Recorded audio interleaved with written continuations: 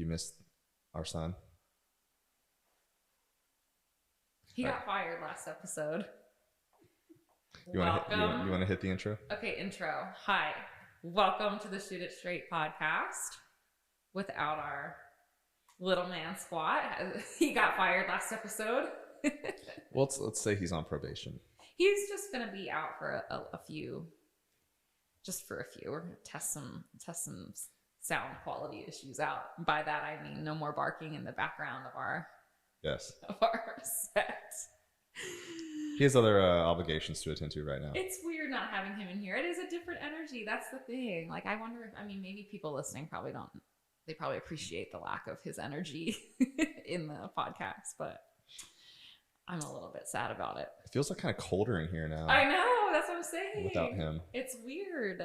When that's not even with him sitting on me and his body warmth. Like, it just feels different. His energy, like, his presence. Feels like it echoes in here now, too. Yeah. He absorbs the... Yeah, he definitely. Sound. We don't need like the padded walls when he's in the room. He vibrates all of it away for us. Yep. I mean, anyway, but now you know how I feel. But now we won't be I interrupted. don't sleep with him at night. Like, if I'm away, it's very bizarre to not have squat like in between my legs. Oh, I can't sleep with him. Yeah. I put a pillow in between him and I when we sleep together because he just... Oh my God. We'll have to do an episode on sleep and how we sleep in our specific sleeping situation. Actually, I think that people would find that really interesting. Oh, that we don't sleep together. We do not sleep together. In the same room. We sleep in different rooms. Yeah. Which we are married. And I think my sleep quality is awesome sleeping by myself. Now, I guess I don't because I sleep with squat. Which is another thing that like... And multiple pillows on each side. Yeah, but it's like having your own environment, having your own temperature, having the amount of blankets that you want, turning off the lights when you want, like all of that. Right. Well, that's for another episode, for another day. Well, because for us, like by the end of the day, we're super tired and I just, we don't do the fun stuff at night. We do that during the day. Yes, in the and bedroom. We spend a lot of time during and we spend time together, so it's not like we're avoiding each other all. Yeah, it's like when it's nighttime, it's like I'm going to bed. Yes, we were. You like your podcast? I like a little bit of TV sometimes. Yes, I love to listen to podcasts. I prefer to start to close my eyes and wind down, listen to usually something pretty educational. Actually, I don't know why. It's just when I like to learn and whatever, and then you do more of the watching trash TV or whatever you watch. Yellowstone, 1883, 1923, and Mayor of Kingstown are not trash TV. Okay, I'm not gonna just throw shade at those shows. I'm just not a show person. They are great shows. Now I'm watching something like a documentary, but anyways. Anyway, I don't know. So yeah, we'll talk about that because I think maybe that'd be something super interesting for us to dive into and why it works for us. When I was at the vet the other day, the lady called it sleep divorce. Oh, she was like, "Oh, that's the thing. I've heard of that. It's called sleep divorce." Oh, of course, someone probably already came up with a term and wrote a book about it and made money on it. Blah blah blah blah blah. All it is just going back to probably how we once slept several hundred years ago as normal human beings, separate from other human beings. Yeah, I don't know, but yeah, we'll talk about that some other time. Yeah, we'll talk about that some other time. Today's topic is a really good one. It's just something that's I think brought up in the industry a lot. And it's the idea that we get bulky when we lift weights and immobile. I think that's an important one to talk about too. I think you get a lot of questions from your clients about that. Mm-hmm. Maybe not really my clients. It's more of random people on Instagram. Okay. My clients are, once you've trained with me for a little while, I try to educate you a little bit more. So it's people that, maybe don't know me as well. And I maybe haven't listened to my message as much. Sure. That just kind of look at, oh, that guy's lifting weights. He's going to get huge. And yeah. Okay. So maybe my wording, maybe it's more the uneducated fitness consumer or the, generally speaking, just sort of one of those myths that's out there of well, you're going to get too big for golf or especially, wemen, you're going to lift a weight and look like the Hawk in 3 weeks or whatever. Mm-hmm. We'll talk about all sides of it, I think, and because I think that'll be important to discuss. And then also why all of that stuff is just really not true. And how far from the truth it is and how hard it is to actually build muscle. I know it's when I see people that, say that oh, isn't too much muscle a bad thing? I'm like, okay, well, for one, you don't have that much muscle, and I feel it's like almost a little bit of an insult to the bodybuilders that are out there that dedicate their entire lives, like literally like every waking hour of their life is, you know, they're resisting food, they're eating more food, they're sleeping, they're training. Like it's a 24/7 thing that they work on, and for someone to like look at it and be like, oh, I'm gonna get too big if I lift weights, it's like you're not. You're totally like undervaluing the amount of effort that person put in, like especially the Olympias, like the big guys, like the Rodney Colemans, the Arnold Schwarzeneggers, the Jay Cutlers, like and the people that we know that are competitive bodybuilders, like oh, that's gross to look like that. It's like, well, for one, they don't look like that all the time, right? That's just like their show, like on stage look. And we've been around people like that. Like it's a kind of a miserable life what they put themselves through to look like that. So for someone to say, oh, I don't want to lift because I don't want to look like that, it's like you have no idea. Yes. And it's interesting. I'd love to like know if people really, and this is where I don't know, but do people really, really, really think that they're going to turn into a bodybuilder, or is it an excuse to not like want to put the work and the effort in, and they want the, I mean, seriously, because I think sometimes we as human beings like just will say something to make ourselves believe it, or to just give ourselves an excuse to as for a reason that we're not doing something. That could be a good point. You know, I hadn't thought of it that way. I just try to think about because so you downplay it. It's like, oh well, I don't want that because that'll make me end up like this, so I'm just not going to do it. Yes. But deep down, I know that is a tremendous amount of work that I don't want to put in. Yes. That could be a thing. Totally. I mean, people do that with stuff all the time. You could, in the fitness world, you could put that in like to like working harder at their job. Well, I don't want to do that. So I'd rather just be like this and stay the same, when really it's just they're just making an excuse because they don't want to do the work, or they don't want to get uncomfortable, or or a lot of people, what I think happens too psychologically is they are afraid of the failure part of it. Oh, I'm afraid that I won't stick to it. I won't be able to commit to it. And so I'm just going to avoid it altogether. Yeah.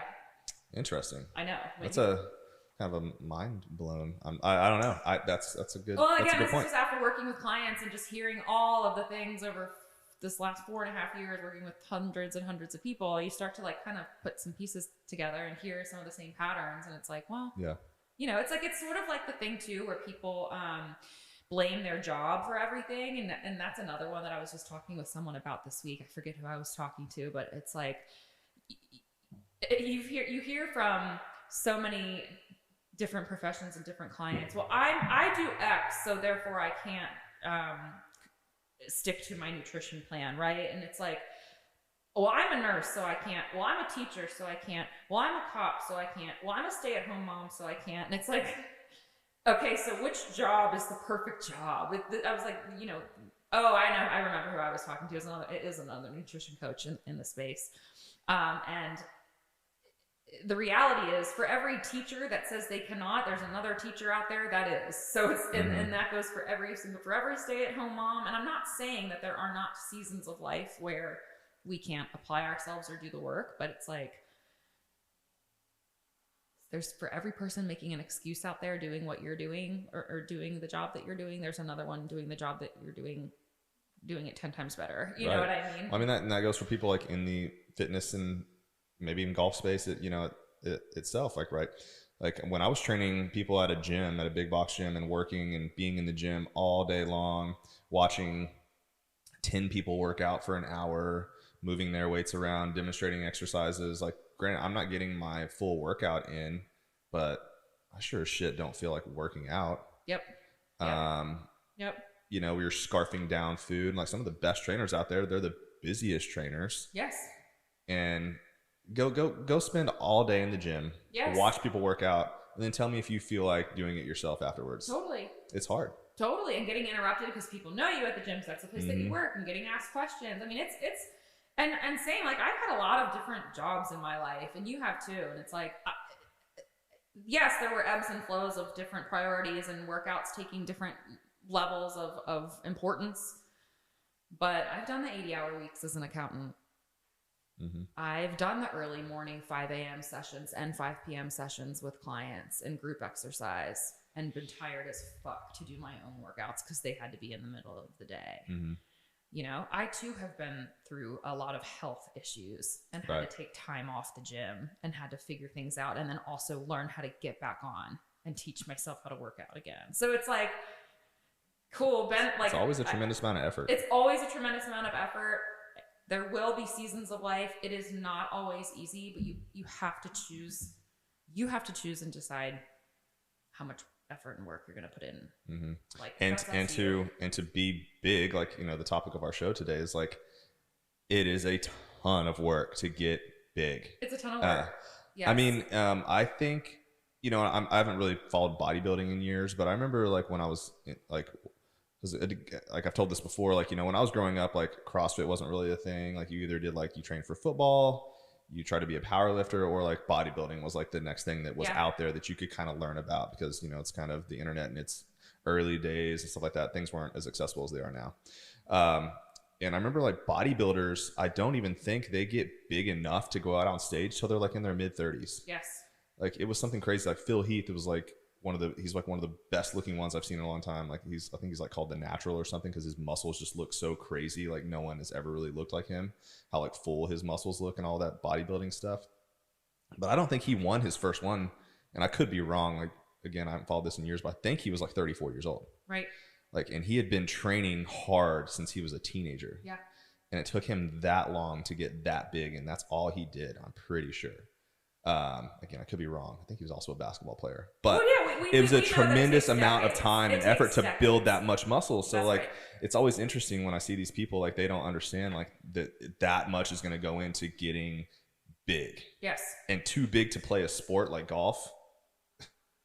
Like, no. Yeah, like one of the analogies that I've heard, and it's I'm not gonna give credit because I don't know where it came from, but it's like, you know, it's like when you learn how to drive a car. Oh, I'm worried I'm going to become a professional race car driver. It's like the same thing. Mm-hmm. And again, you could say that about anything. Some of the best golfers out there, when did they start playing golf? They're all like 4 years old. Well, it'd be like saying, like, you know, to your golf coach, like your swing coach, but hey, I only want to do a couple lessons a week because I'm afraid if I come see you too much, I'm going to be out there on tour beating Rory McIlroy. That's right. Like, that's right. Calm the fuck down. Like, calm down. You know, girls are out there. I don't want to lift weights. I'll get that turtle shell ab look. And it's like. The turtle shell ab look?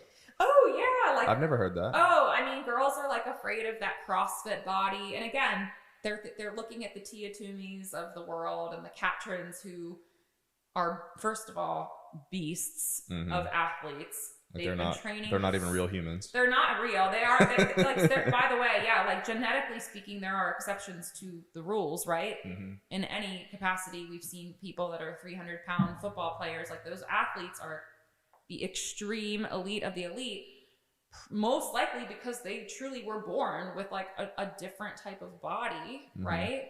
And they ended up in their sport as a result of the body that they were given. That oftentimes is also the truth, right? Mm-hmm. It's why you see like ballerinas and yoga people are typically already like kind of wafy body types, lighter, smaller human beings. It's not because they do that sport. It's the opposite. They're in that sport because they are that body. Right.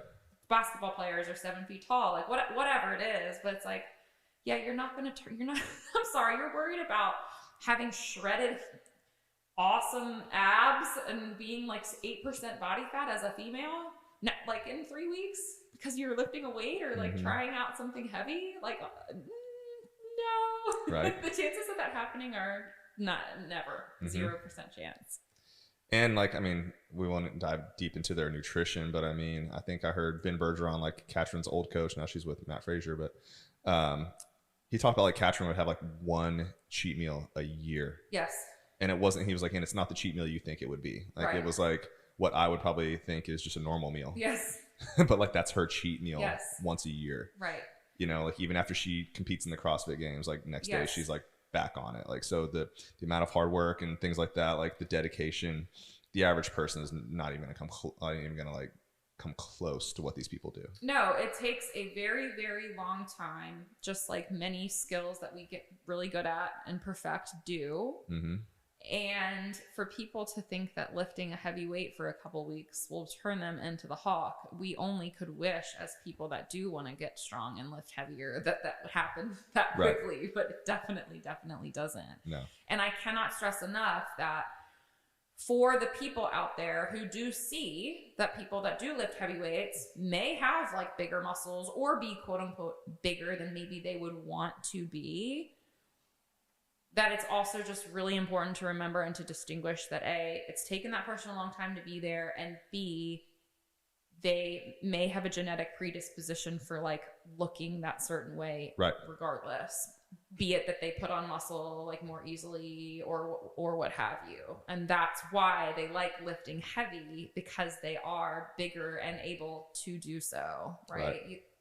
Again, if you're going to be a really good power lifter, you're probably going to have some size. Right. It's just generally like how that works, right? So, the extreme levels of all of these different types of athletes, it's not necessarily the direction that you're going to go doing a program for 6 weeks, 8 weeks, even a couple of years. So, well, I kind of talk about like the distinguishing between like lifting heavy for size versus how like a bodybuilder trains. Yeah. Let's definitely talk about like the strength versus like kind of hypertrophy training. Yeah, like hypertrophy, is just like enlargement of muscle size. Strength is actually more of like a neuromuscular thing, where your body's like sequencing itself to resist the forces or overcome the forces. So muscle itself like doesn't really realize like how heavy the weight is that you're lifting. It actually realizes like the tension that's being applied to the muscle, and that's how it's like stimulated. So that's why like a big bodybuilder, you will see them doing lighter weight than actually someone that's not as big as they are with not as much muscle mass, right? Bodybuilders actually lift a little bit lighter. They'll challenge different things like how they angle the exercise they're doing. They'll isolate their muscles a little more, and overall just create more tension on the muscle. They'll also take the muscle a little bit more to like it's like the fatiguing point. That's why they do their bodybuilding splits. That's why it's like chest day, upper body day, back day, shoulders, all this kind of stuff, so they can really like take that muscle, like really beat it up and like take it to its full extent, like to fatigue, and just apply a ton of tension to that muscle and cause the hypertrophy to make the muscle grow. Can I share what I heard just really quick about what you're explaining? And it landed on me like so well. I just heard this like a couple weeks ago. Yeah, let's hear it. It was bodybuilders try to make the weight the lightest weight as heavy as possible. Strength athletes or power lifters try to make the heaviest weight as light as possible. Right. And that like was like light bulb moment for me. Right. So I just thought I would share that. Yeah. So like that's what the bodybuilder is trying to do. Now, that's not what I'm here to coach people on, right? So like I'm here to coach people on golf and being an athlete. Excuse me. And what we are trying to actually do as an athlete is get stronger. And golf is really a big game of sequencing, right? Like getting a proper sequence together in your swing is how you create an efficient and powerful golf swing. Same thing when we're doing a squat or a deadlift or a press or pull or whatever it is. You are trying to sequence how you're going to pull that weight up off the ground most efficiently, so it feels lighter. Yes. Right. So that's a totally different thing than doing it really slow and like creating a ton of tension on your muscles. Right. So if you train like a bodybuilder, because the goal of a bodybuilder is to get big, you might get bigger. But if you train as a strength athlete, you will still build muscle mass, right? As long as your nutrition's in check, you will still get bigger, just not at the same rate as a bodybuilder gets bigger. But your goal is to get stronger, be efficient, and that's what carries over into the golf swing and to all the other things we do in life and in the gym.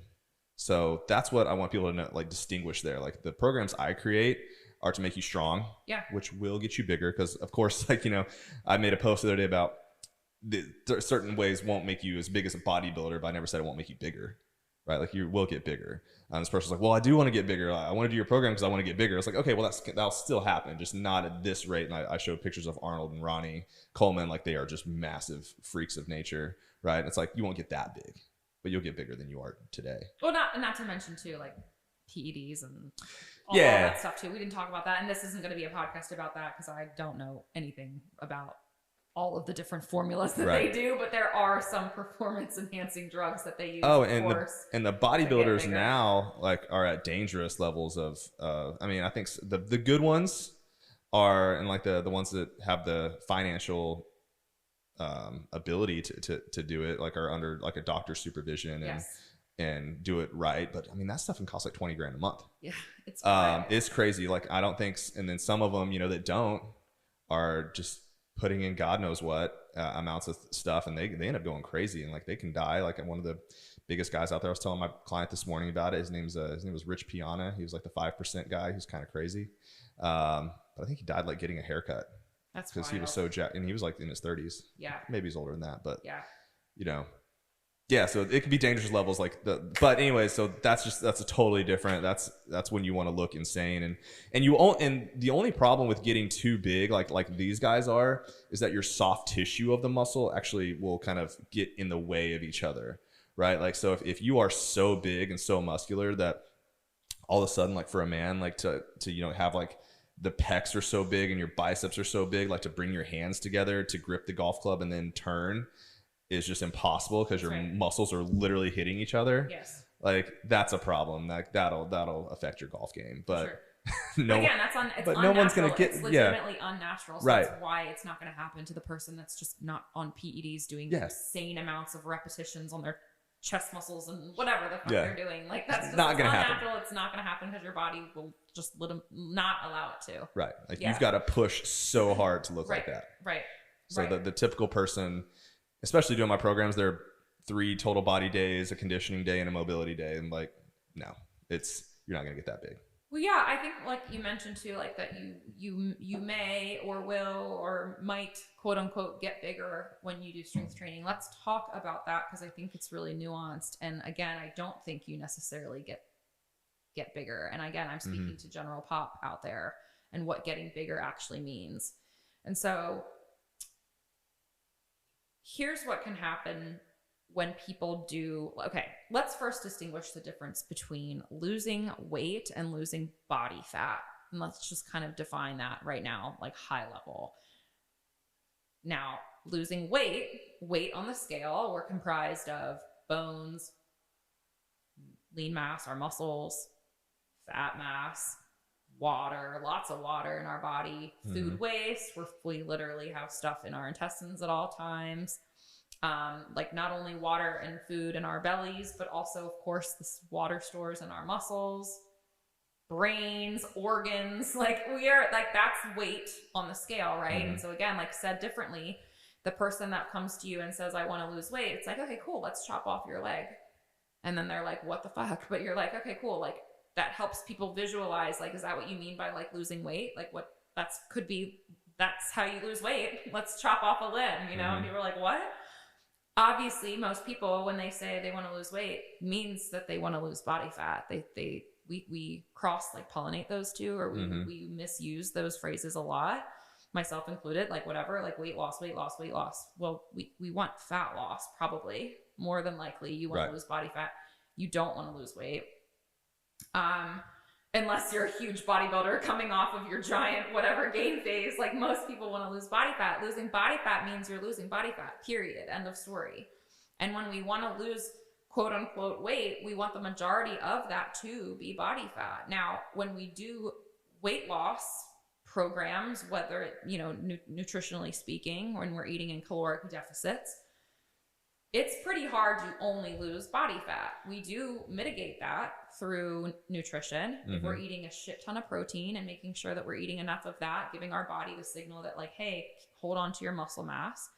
And then B, resistance training, also sending the body the signal of like, hey, I'm resistance training. Like, please continue to grow some muscles / at least maintain muscle while we're in this fat loss phase, right? So what happens, I think, though, for people that there's a couple different types of people, right? You have the untrained person who either hasn't worked out in a long time or has never worked out, right? For a guy, this could be 20 to 30% body fat, somewhere maybe even above 18 for some for men, since y'all are a lot leaner. I think 20 and above is actually more common than 20 what and people above. would, And then for what people women, would want it's to know. more like 25, 26 above. So somewhere between, 26 to plus % body fat. And again, super generalizing those numbers, right? But those people that are untrained and haven't trained in a while or have a low training age are going to respond pretty quickly, what we would call newbie gains, to starting a new weight training program, right? They're going to have a response that's a little different from basically everybody else, which is that recomp effect that everybody wants to go after, which is putting muscle mass on, and at the same time, we're losing body fat. Now, is that fat turning into muscle? No, that's like literally not how it works in your body. But like you can lose the body fat maybe at the same time as putting on some muscle mass. Yes, for sure. Because you're getting those newbie gains. Your body's like got this new stimulus, whatever. You're putting on some muscle mass. You're maybe losing a little bit of body fat in the process. Because as a result of adding on muscle, you're increasing your metabolism. Muscle is extremely expensive tissue. Hence, when you have it, you tend to be like a little bit hungrier. Your metabolism tends to be a little bit faster, right? And so you lose like that little bit of body fat. That's like what everyone's always after. And again, like for people that are not as trained and are coming into a new training program, you can get that effect for a little bit of time, not forever, but for a little bit of time. The other people are the people that have trained for a long time, and maybe they've done only HIIT training and only endurance training and only cardio training. And those people can sometimes experience the effect of maybe gaining weight in general if they're backing off their cardio, backing off their endurance training, and starting to do a little bit more weight training. And again, you can speak to like your clients and what you experience in this too, but what tends to happen with those people is that they're so used to doing like so much exercise all the time for 7, 8, 9 hours a week of just like high intensity exercise that like their overall energy output or their calorie burn, quote unquote, throughout the week will adjust a little bit because they're doing a little bit less of that high intensity whatever stuff that's really just calorie burn. And again, I want to get back to fat loss versus weight loss with that, because those people that are doing more endurance and doing more cardio are not necessarily keeping on a lot of lean mass. They're just kind of maintaining their body weight, versus when they start doing weight training and they might be putting on a little bit of mass in general because they're not expending as much energy, but the mass that they are putting on is probably more likely lean mass if their nutrition is dialed in. Does that make sense? So anyway, like, I guess what I'm trying to get at is like there is nuance in what is happening in the body, and this is where body composition comes into play and why it's important that we talk about that. And people go and they look at, like, I know that there's like, now there's scales that exist at home for people to get that data. I don't think that stuff's super accurate. We recommend DEXA scans for people that really want to understand what their body composition is from an accuracy standpoint. In-body scans are kind of trash, whatever. I tell people if they're picking a method though to like stick to it, meaning if you're going to get an in-body scan, you have to do it the exact same way, the same time of day. You have to be careful with how much water's in your body. And when you work out around those scans, which is why they're largely kind of inaccurate. But if you're going to pick a method, stick to it, stick to the same time of day, whatever that you're taking it, and look at the trends over time to see like sort of which direction that you're headed in. Because anyway, then that person is able to sort of take what their body composition is and seeing, oh, am I losing any fat mass? Am I gaining lean mass? Even if I've put on 5 pounds, but 4 pounds of that is muscle, that's badass. Like, that's what you want.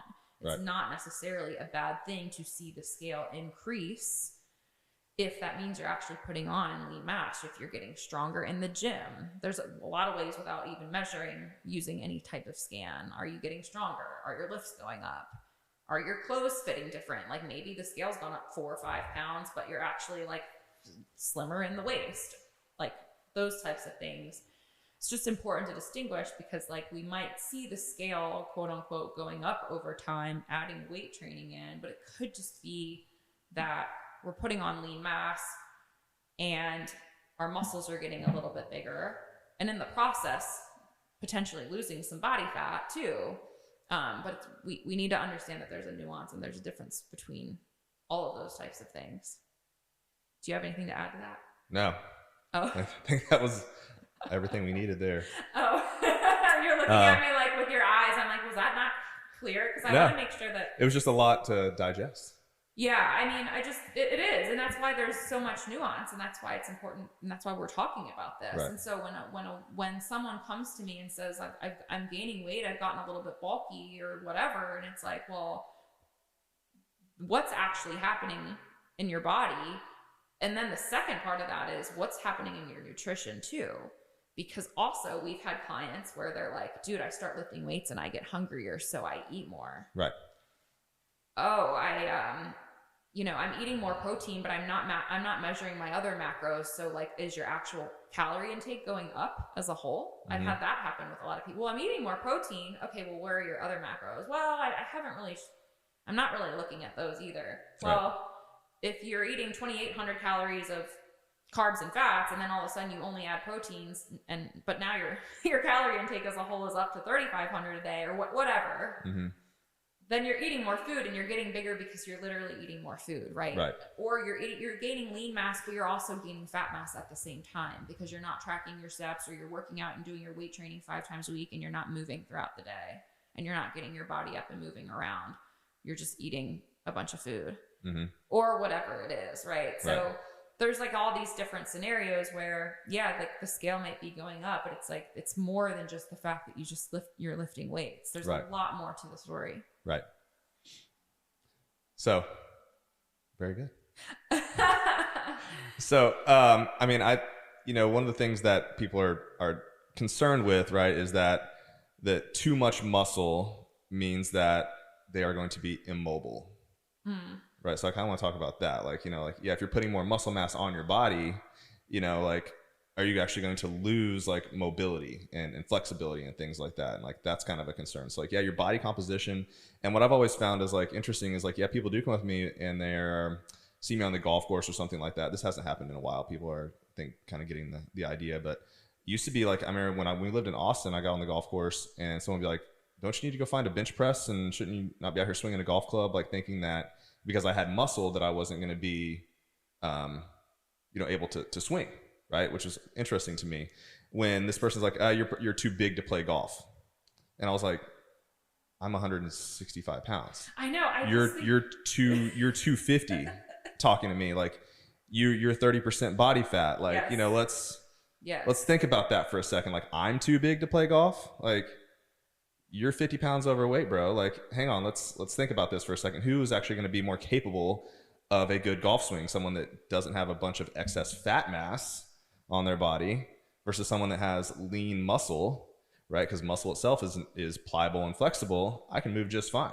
That's right. Like you're the one that has to move around that belly. Like not to mention how so let's think about that. Squatting and deadlifting makes you when you actually learn how to do these movements. We talked about that before. Right. My mobility doing weight training like tenfold better than before I did weight training. 100%. Yeah. Like, and so that's always been like a funny thing to me. And the people that do, and like, I don't want to sit here and like, say like, these are the type of people that say this and that, but, it's our show. We can say whatever we want. That's right. But typically these people that say like, hey, I don't want to get too big or this or that. I'm like, you need to worry more about losing some body fat. That's right.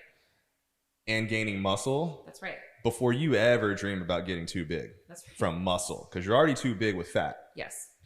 So like, let's go get a scan. Let's worry about that. Let's worry about getting our body composition in a better place before you ever think that you're going to have too much soft tissue muscle. Yeah, that's right. And so I think you hit on a couple of good points there a minute ago. So like, because body composition is usually how people want to look. Right. So I saw someone on Instagram. I can't remember who it was. Someone that like has a pretty good following, like knows their stuff, and said something the other day about building thick muscle.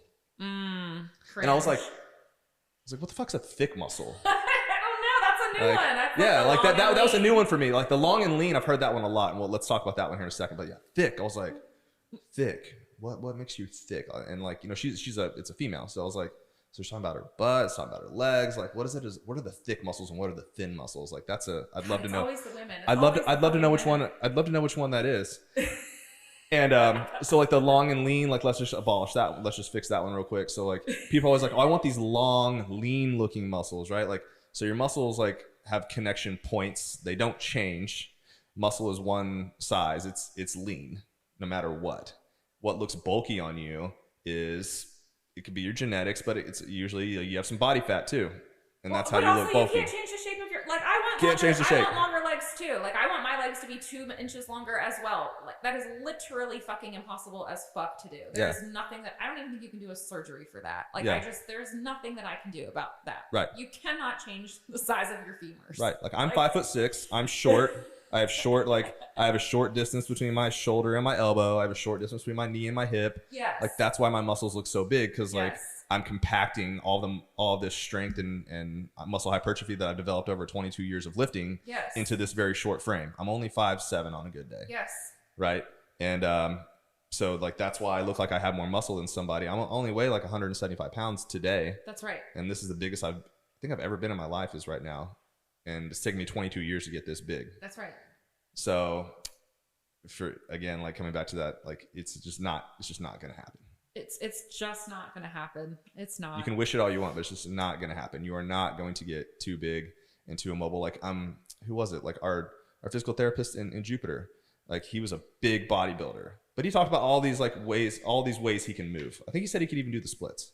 Oh, he was like a competitive. Well, he was an awesome athlete. He was a competitive CrossFitter, which CrossFit can get. We can pluses and minuses all day with CrossFit, but like they promote mobility. They like the best CrossFit athletes are fucking mobile as shit. Yeah. Obviously, they can do Olympic lifting, like all of that stuff, and those are the most and they're mobile jacked. athletes, and they're jacked and strong. Yeah. Yeah, I mean, shout out to Jeff. I know we've talked about him quite a bit because he's sort of he's like my more recent knowledge of like some of the bodybuilding community, because again I don't know much about it, but I mean like he's a perfect example. And he golfed. Remember he said he went like did a round not too long. Well, he's the one who actually told me that he's gotten too big to where he can't hold the club. Yes, and but he's big. Like it took like he's a very big guy. To be big to say that you can't swing a golf club, like whatever. He was like talking about creating a golf club, or maybe I brought this up with him. Anyways, if this becomes an idea, I should patent this. But anyways, it was like having two handles, because like he couldn't quite get his hands, like if you can't see me, like if you're listening to this, like try to put your hands together out in front of you like you grip a golf club, and then make it two grips. We don't want like that. I was like, is that what he'd have to like end up with? Because he still had plenty of mobility. He was just too big. I mean, too big for golf. It's big he's where he wants to be for what he's doing, but for grabbing that tiny little golf club in between with your massive arms and chest, like it just wasn't. Anyway, I think also one thing that's important to talk about, just from the nutritional side of things, to drive this point home too, for those that are out there, just men and women, honestly, that are like still quote unquote afraid to see the scale be this certain number that they maybe haven't seen before, especially when you are putting on lean mass. I understand why it can be like triggering or tough when you know that like at 180 you were too big and you experienced that weight or whatever that weight was for you, quote unquote, and a point in your life where you maybe weren't your healthiest and you felt like you had too much body fat or whatever, to then for your coach or your trainer to say you should put on some size or you should put on some lean mass to then see that scale number again pop up. Just know that, to your point, 15% body fat 180 is a lot different than 30% body fat 180, right? And so I get it that like the scale can be this thing for people, or we all have numbers in our heads of like, again, where we've been at, when I was in high school and I was this and I was shredded, like whatever. And men and women both do this. It's like, cool, but like try your best to remove that mindset. Because bodies are going to evolve and change throughout our lives. I don't know, name like one human being whose body doesn't fucking evolve over their life. Like we are way different at 18, we're way different at 28. Like we evolve big time because that's just how the human body functions, especially women, like like birthing children and the whole thing and all of our hormones. Like there's a lot of change that happens, but men as well. So kind of like remove yourself from that.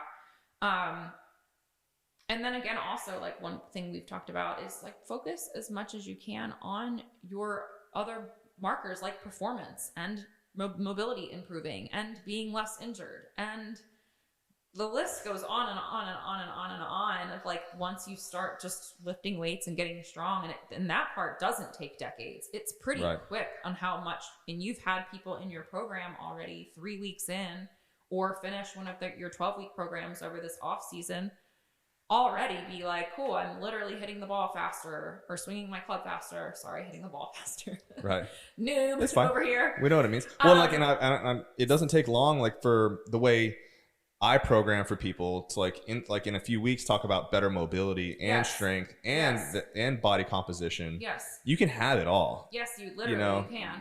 If you go beat up your pecs with a bunch of pec flies and bench presses and incline presses and cable, whatever the fuck, bodybuilder workout, your chest and shoulders are going to be tight and you're going to lose mobility. Yes. Duh. Right. But if you train your entire body with mobility in the programming and full ranges of motion and functional lifts, like, and they're not beating you to death with them, like they're just sprinkled in there at the, well, I don't want to say sprinkled, but programmed in there with the proper amounts to get you a stimulus, but not, beat you up completely. You can have all these things. Yes. And it's a different style of training. Different style of training, different mindset than what we've been told for decades. It doesn't, and again, the bodybuilding community is awesome in so many respects, and it's taught a lot of people, to get into the gym and at least do some resistance training, right? At large, like there's been many positive effects I think that bodybuilding has had on like the fitness community, but at the same time, it doesn't have to be about going into the gym and doing bodybuilding splits and doing it just to have it look a certain way. It can actually be, we can go to the gym for performance and to feel better and to improve our health and to get better at our sport. And I mean, again, like, I don't want to knock the bodybuilders, but bodybuilding workouts are kind of easy. Like, it's easy to go in there and do some chest flies. It's easy to go in there and do some bicep curls. Yeah. Those are fun. They're easy. Like, what's hard? Heavy squatting, jumping, doing your mobility work that's not that much fun, doing the proper multiplanar movements that get you moving correctly for the game of golf that are outside of your comfort zone. That's hard. Yes. If you're a bodybuilder, I would imagine that going to the gym is the fun part about being a bodybuilder.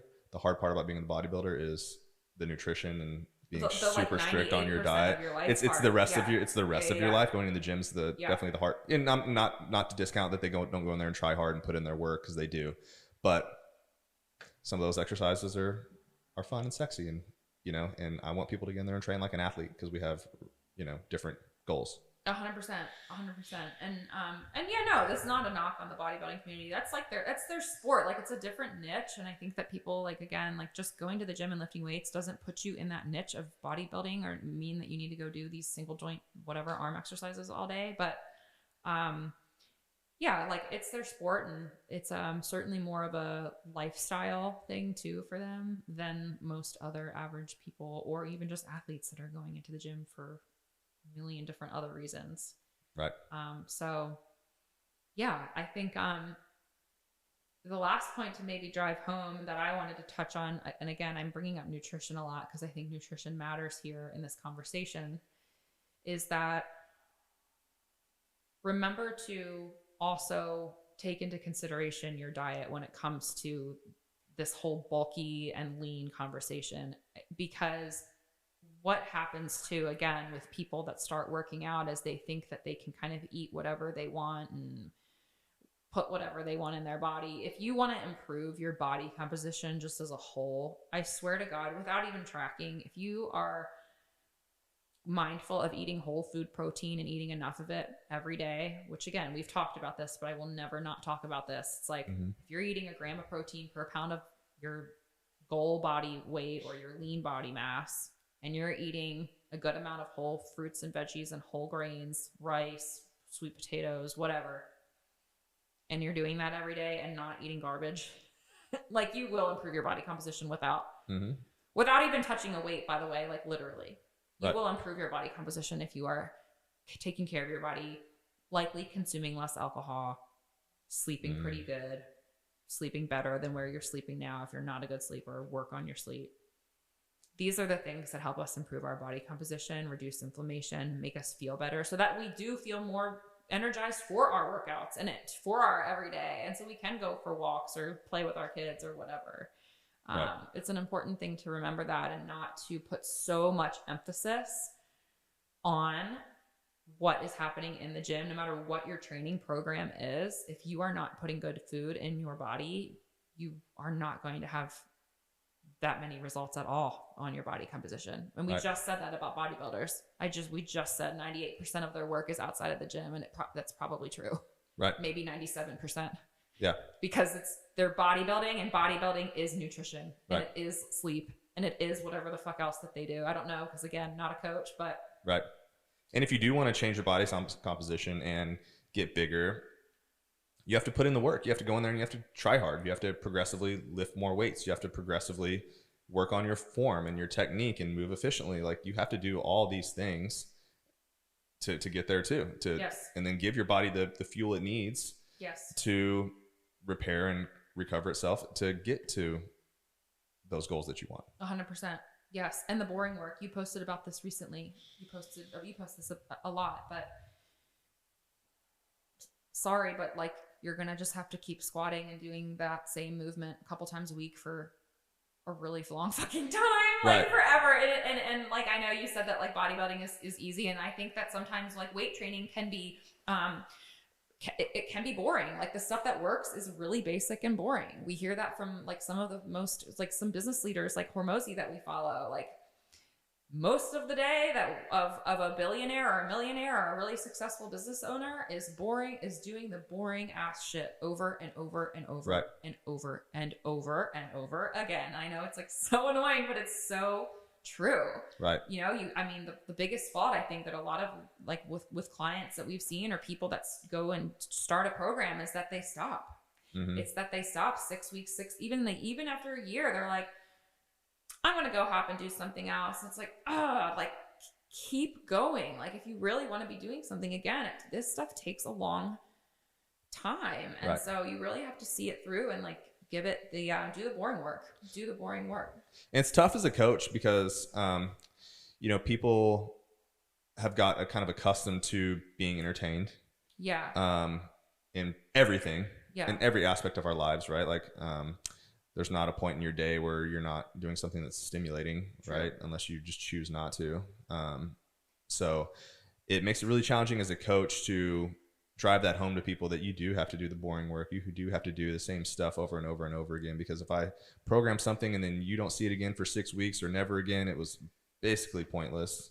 You're not going to progress it. You're not going to, especially with like the big strength training movements, like a squat and a deadlift. Like go back to like the very, very beginning, what we talked about is like strength is part of this sequence that we're developing when we move a weight around. And if you don't practice that, just like you practice your golf swing or your putting stroke or something like that, like you wouldn't just practice it today and then go hope for the best, weeks later, which that's what people do. But, like that's not what you want. That's not going to get you the best results. So we do the same thing in the gym. Yeah. Right. Like if you go out there and, I'll just use putting, for example, if you have like a straight 6-foot putt, 8-foot putt, whatever it is, and you sit there and drain 100 of those a day, when it comes time on the course to make that putt, you're going to feel a lot better about it.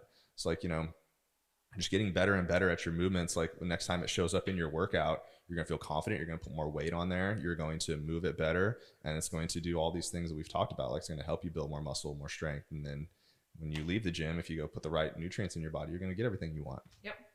Yep. It's a big, it's discipline, right? Like, and that's kind of like I feel like I've been seeing a lot of posts lately about balance in your life or living this like certain lifestyle, like whatever the percentage that people are throwing out there is, like, 60, 40, 70, 30, 80, 20, like lifestyle or whatever. It's like the greatest out there don't live a balanced lifestyle. So I don't know where I was going with that, but my favorite thing to say around that topic, kind of related, is you can have it all, but you can't have it all at the same time. Right. So, and that's not to say and again, this is back to seasons of life, but be realistic with your expectations. Just be realistic with your expectations. If you want to give like 25% to 4 things, then like just know that you're going to get 25% of the output from those 4 things. And that right. can be literally okay. Like, right. like literally that can be okay.